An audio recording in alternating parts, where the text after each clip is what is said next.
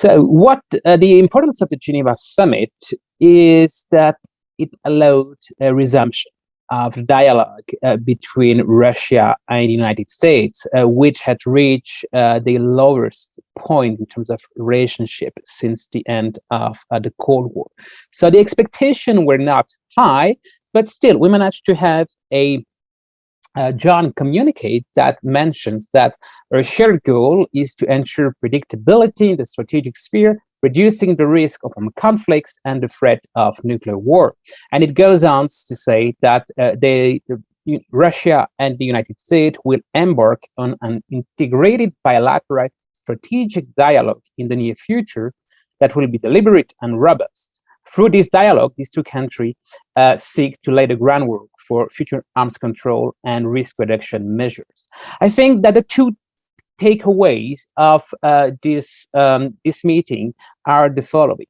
First, there has been a resumption of the dialogue that will materialize with each ambassador returning to their posting in Washington and Moscow. This is very important because this is part of diplomacy.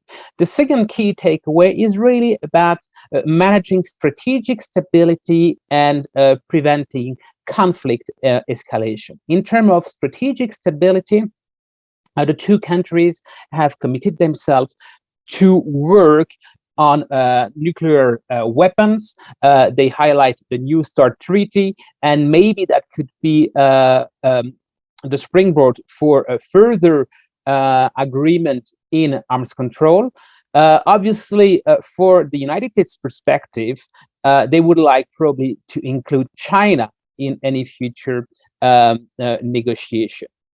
Another issue of interest in terms of strategic stability is cyber security. And during its press conference, President Biden mentioned 16 categories of critical infrastructures that should be off limit in terms of cyber attack.